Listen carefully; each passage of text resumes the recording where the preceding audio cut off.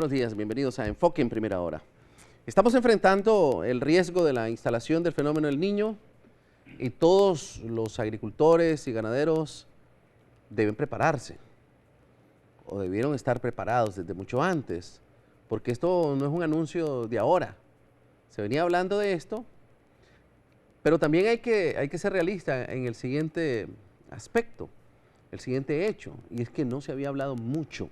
Se mencionaba, pero una voz oficial no había dicho el fenómeno El Niño se va a instalar en Nicaragua, es un hecho, se viene formando en el Pacífico desde hace varios meses atrás y esto es lo que va a suceder.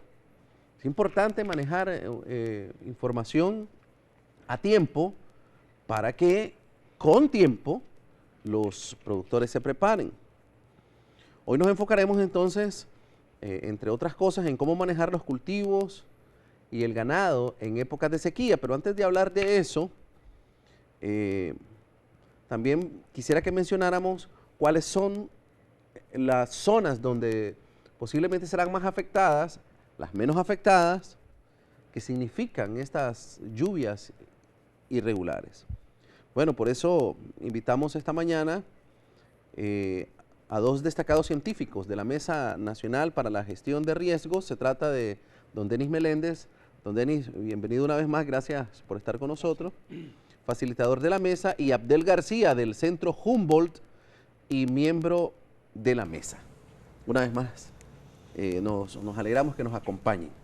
Bueno, ha estado lloviendo en algunas zonas, aquí en Managua de manera irregular, en algunas zonas del país un poco más. ¿Qué significa esto? ¿Qué significan estas lluvias? ¿Se instaló ya el periodo lluvioso o qué podemos interpretar de esto? Buenos días y muchas gracias una vez más por la cortesía de invitarnos para poder compartir algunas ideas con relación al fenómeno El Niño. Efectivamente, en algunas áreas geográficas ha caído la lluvia. Recordemos que el ciclo del invierno en nuestro país empieza históricamente el 1 de mayo y concluye en octubre, a finales de octubre. Ese es el periodo. No obstante, debido al comportamiento del clima a nivel mundial, esto se ha venido modificando. No es extraño que durante la presencia del Niño llueva. Es decir, no obstante, debemos reconocer de que también hemos tenido un periodo relativamente significativo, es decir, varios días en que no cae absolutamente una gota de agua. El fenómeno El Niño viene evolucionando y eso lo debemos reconocer también desde finales de diciembre del año pasado. Es decir, hay características que hay que analizarlas, hay que estudiarlas, hay que monitorearlas cotidianamente y hoy en día sí debemos reconocer que el fenómeno está presente, no solamente en Nicaragua, sino en la región. Ahora, en la región se venía hablando del fenómeno El Niño. Desde Estados Unidos también, los estudiosos nos venían hablando de eso. Pero me llamó la atención, Abdel, que en Nicaragua se decía posiblemente. ¿Por qué solo en Nicaragua se hablaba de la posibilidad de la instalación del fenómeno y no de una sola vez que era inminente su llegada, tal como se manejaba en el resto de los países? Pienso que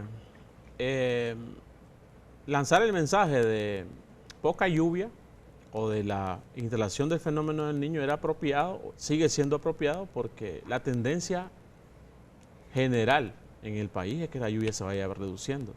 Aunque no hayamos tenido certeza científica, temperaturas del aire en el mar, temperaturas en la superficie del mar también y la tendencia en la dirección de los vientos, aunque no hayamos tenido, digamos, instrumentos e información que nos haya brindado, digamos, un nivel de certidumbre sobre lo que íbamos a decir, creo que los centros de investigación científica regional sí lo estaban ya manejando como un hecho. Creo que a veces tenemos la tendencia a estar como llegando hasta el último instante y queriendo estar seguros de lo que vamos a decir, aunque ya estamos conviviendo con condiciones de déficit de lluvia. Pienso que se debe un poco a la incertidumbre con respecto al monitoreo de los fenómenos, en términos de cómo están dispuestos nuestros instrumentos y nuestros aparatos para vigilar el clima. Sin embargo, como repito, ya en la región se venía desde hace mucho tiempo diciendo que el fenómeno se iba a instalar. Creo que es más saludable para el país referir en tiempo y con información oportuna que el fenómeno se establecer, porque si bien la tendencia es a reducir las precipitaciones, con el Niño se viene a aumentar ese fenómeno. Entonces no era malo, digamos, en un momento, en diciembre, enero, febrero, que la gente se fuera preparando con sus reservas de semilla, administrando las reservas de agua, preparando, digamos, reservorios para ganado, etcétera. Entonces eso le hubiese dado, digamos, a la posibilidad a los productores de acomodar planificar mejor su siembra. ¿Qué tenemos ahí al aire? Bien, esas son unas láminas que hemos compartido y hemos traído para compartir, para entender un poco que el fenómeno no solo es, digamos, se limita a las fronteras nicaragüenses. Eso lo que muestra es, digamos, 3 niveles de afectación con respecto a la sequía. Hay zonas susceptibles a ese fenómeno, en este caso en Centroamérica todas están casi en dirección al Pacífico. Eso se debe a que desde el Atlántico nos viene, digamos, la dirección de los vientos vienen del Atlántico, del noreste al suroeste. Y en este caso, pues, la mayor cantidad de humedad y de precipitación queda en el Atlántico. Las montañas actúan como una especie de barrera. Pega ese aire por la costa norte, por ejemplo, por la costa atlántica, en este caso Caribe, y lo que deposita en el Pacífico, en este caso, producto de ese fenómeno de la dirección de los vientos y la barrera, son escasos márgenes de precipitaciones en el Pacífico. Entonces, esa barrera es la que crea ciertas condiciones de corredor seco, que se le llama a nivel de Centroamérica. La siguiente lámina ya específicamente muestra la forma en cómo en Nicaragua se expresa ese fenómeno. En este caso, más o menos, tenemos los 3 niveles de afectaciones. Managua, precisamente, que hay veces pensamos que este fenómeno es asociado a las áreas rurales, ¿verdad? Sin embargo, en Managua habría que discutir también, tan importante como el ganado y la agricultura, es el consumo humano de agua.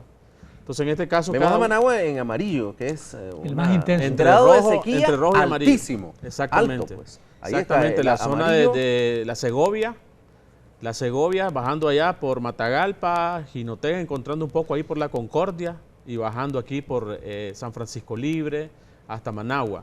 El corredor seco se extiende hasta el Pacífico Sur, en Carazo, Granada, Riva. El porcentaje del territorio que afecta a cada uno según la intensidad de la sequía. Y en la siguiente lámina, lo que vemos es, esa es una forma en cómo INETER y nuestro país regionaliza la forma en cómo analizar los factores climáticos, en este caso la precipitación. El número que está encima es la norma histórica de lo que debería de precipitar en mayo, para el mes de mayo. Vemos, por ejemplo, en la zona de Chinandega, que son 224 milímetros históricos lo que debería precipitar. El pronóstico es el número que está abajo, nos daba un mínimo y un máximo en condiciones de niño, ¿eh? Entonces, en este caso, no iban a precipitar 224, pero se esperaba entonces que el mínimo anduviera por 150 milímetros y el máximo en 300 milímetros. Y así para cada una de las regiones del país. En la siguiente lámina vemos la realidad. El pronóstico para el caso de Chinandega, tal vez hacen la lámina un poco para la izquierda, son siempre 224 milímetros, los 150 que se esperaban mínimo y los 300 máximos. Sin embargo, los pronósticos decían que el déficit de precipitación iba a andar por 40%. Entonces el déficit anda del menos 62%. Menos 62%. ¿Qué significa eso en la realidad? Que tenemos comunidades, esa es información de INETER, pero nosotros tenemos información de vigilantes locales de clima, productores que tienen, digamos, instrumentos que nosotros hemos dotado para que ellos vigilen también el clima, y han reportado el mínimo más o menos 60 milímetros de lluvia en algunas comunidades y el máximo 100 milímetros de lluvia. Significa que si el piso pronosticado era 150 milímetros, todavía el déficit de lluvia ha ido más hacia atrás. Y si vemos en las regiones... Es decir, la situación es mucho más grave de lo previsto. Es correcto. La situación, digamos, para este primer mes de mayo... Para este primer mes. Digamos, no es nada alentadora, y hay zonas dentro del país que son más críticas que la de nosotros. Si analizamos de manera particular Chinandega, por ejemplo, ya que tomó el ejemplo, ¿qué se produce en Chinandega? ¿Cuál es el impacto que tendríamos? ¿Cuál es el déficit de alimento que tendríamos en base a la producción de Chinandega?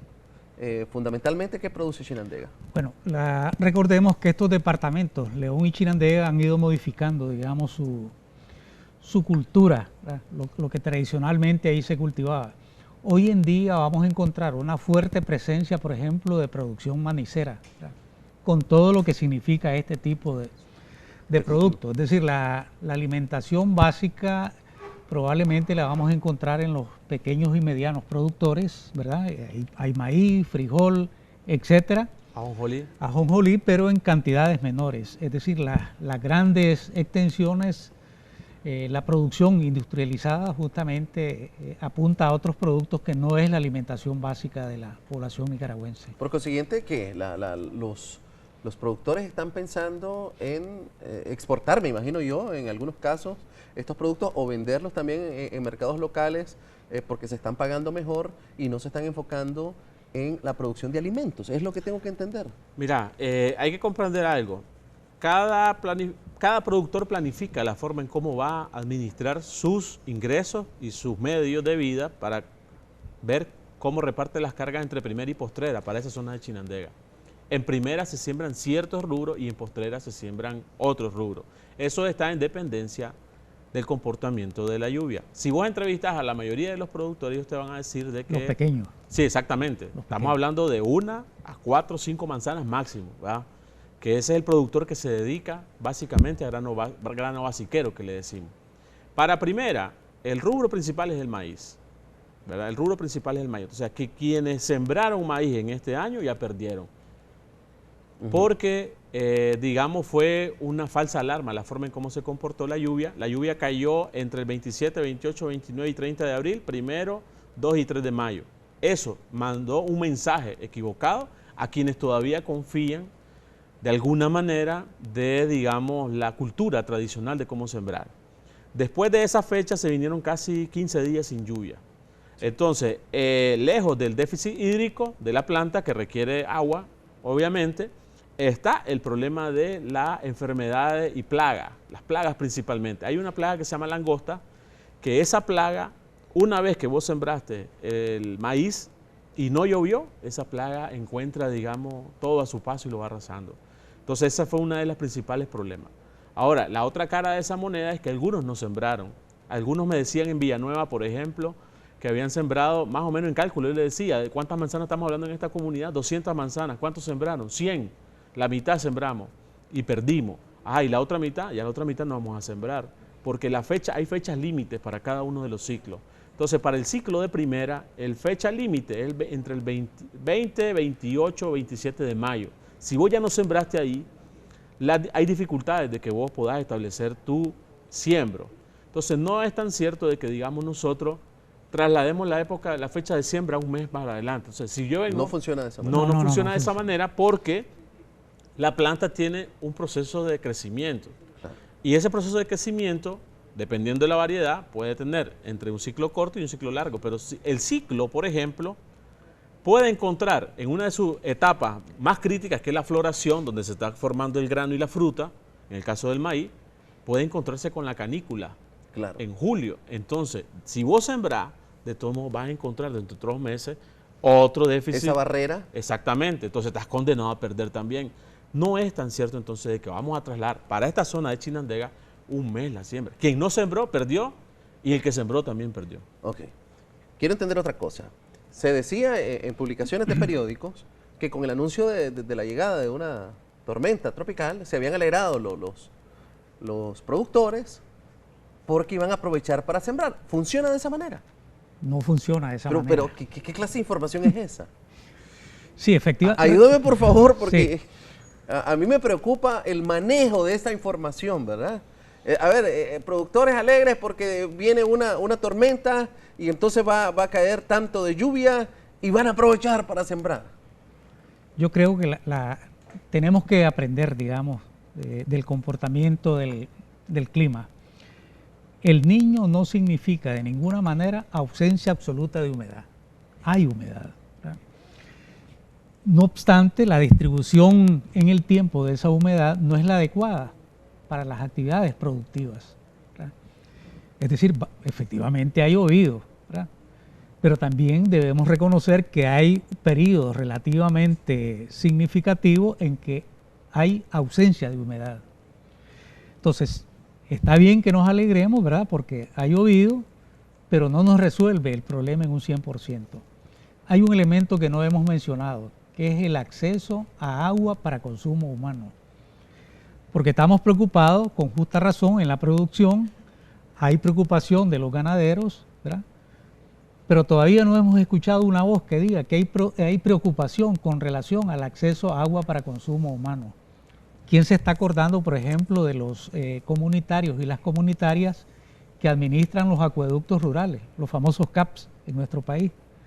Nadie ha dicho, ¿verdad?, una sola palabra con relación al problema que tenemos ahí enfrente, porque es un elemento más que debemos considerar en el análisis del escenario. Es decir, habrá muchas personas que probablemente van a verse en una situación de riesgo porque no van a tener agua para consumo humano. Espere, don Denis. ¿Se ha presentado el escenario de la disyuntiva entre si le doy de beber al ganado o veo como riego mis siembros, o destino esta agua para consumo humano? ¿Se ha presentado ese escenario alguna vez en Nicaragua?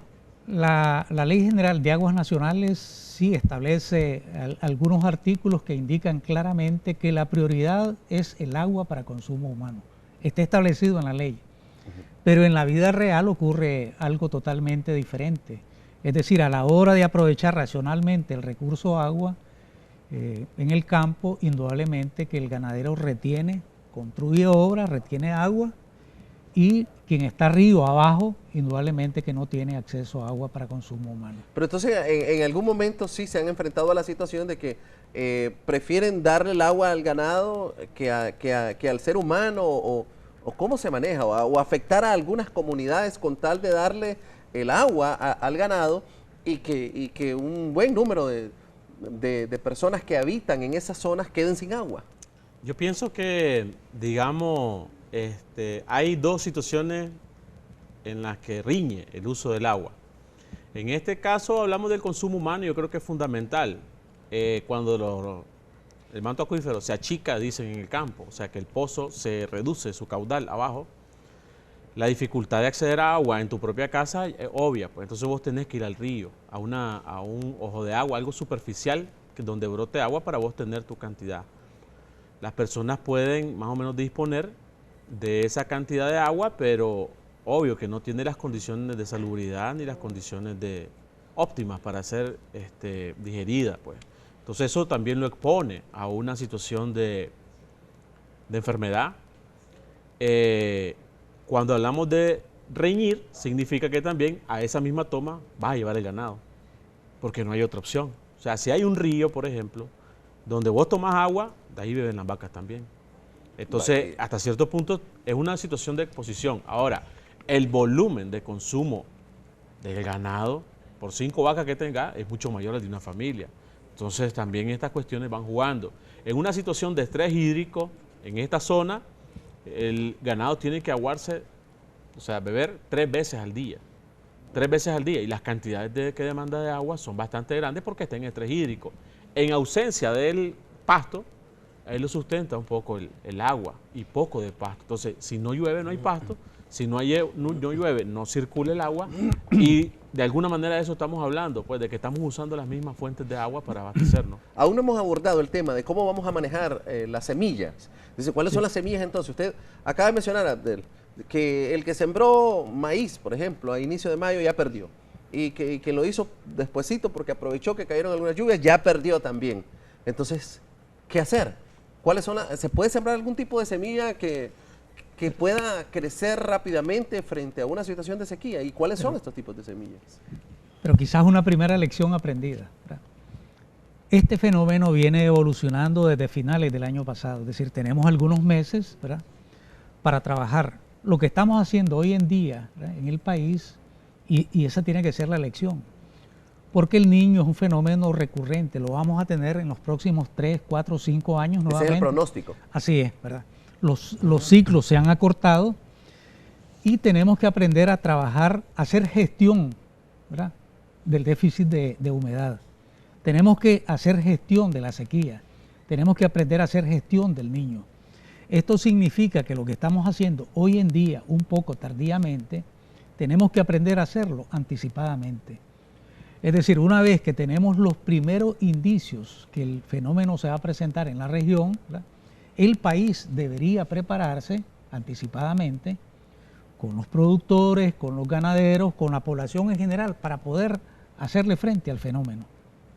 Correcto. El tema de semillas. Sí, en este caso creo que es saludable que otra de las elecciones, yo creo que no es nueva tampoco, es, como decimos en sentido figurado, no poner todos los huevos en una misma canasta. O sea, que si yo produzco maíz, tengo que sembrar maíz pues todos los años. Ese es un riesgo, el monocultivo, o sea, solo depender de un cultivo es un riesgo ahora. Claro. El segundo riesgo es que vos invirtás en grandes áreas productivas, porque si estás condenado a que tus rendimientos productivos van a venir bajando por efecto de la ausencia de precipitación, obvio que, digamos, la merma en la economía familiar viene reduciéndose. Entonces aquí se le sugiere a muchas personas, y hay algunos que están tomando decisiones sobre eso, a diversificarse. En este caso no es pensar en maíz, frijol y arroz, sino también en legumbres, hortalizas y frutales, que algunos de ellos se adaptan a la zona, aunque otros tienen también condiciones de estrés hídrico en estas circunstancias.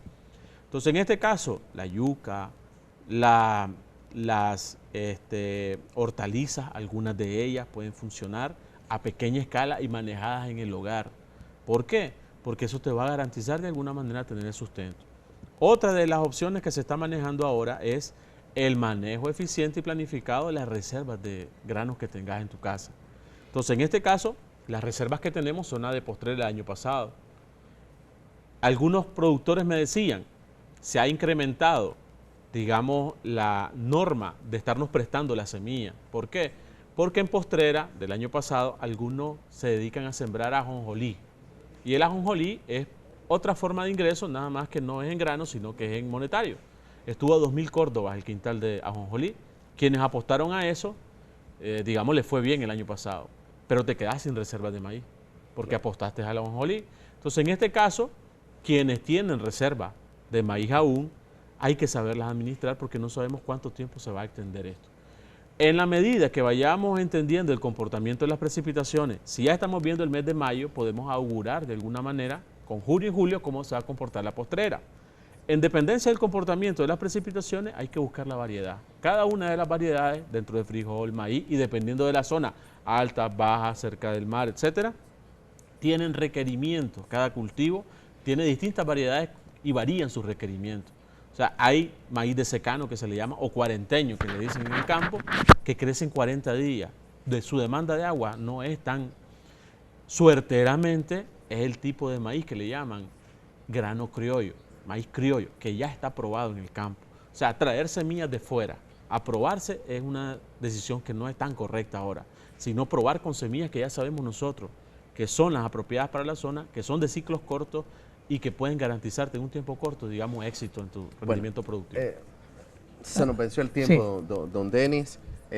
Lamentablemente, si usted quería decir algo en unos segundos, por cortito, favor. Sí. Creo que una lección muy importante es la cosecha de agua. Tenemos que aprender, pero de manera muy veloz, ¿verdad?, a utilizar técnicas que nos permitan cosechar agua. ¿Cómo se cosecha agua? Podemos retener, podemos trabajar los suelos, etcétera. Hay diferentes técnicas. Hablemos de eso en otro tema. Sí, quiero solo también dejar el mensaje de que sigue siendo, digamos, un déficit el manejo de la información. O sea, creo que las instituciones correspondientes deben alertar oportunamente al productor. Y lo que es bueno para el apícola, tal vez no es bueno para el ganadero, pero todos, digamos, coexisten en una serie de actividades agrícolas, agropecuarias y productivas, y cada uno de ellos necesita, digamos, de alguna información específica para cada uno de esos sectores. Repito, no podemos solo estar pensando en café ni en maíz, vemos esto de forma integral y mandar mensajes porque estamos hablando, digamos, del país pues en su totalidad y no todos siembran maíz. Entonces, cada rubro necesita, digamos, información específica sobre este tema oportunamente. Bueno, muchas gracias, muy amables, y vamos a hacer entonces una pausa breve y ya regresamos con más información aquí en Primera Hora.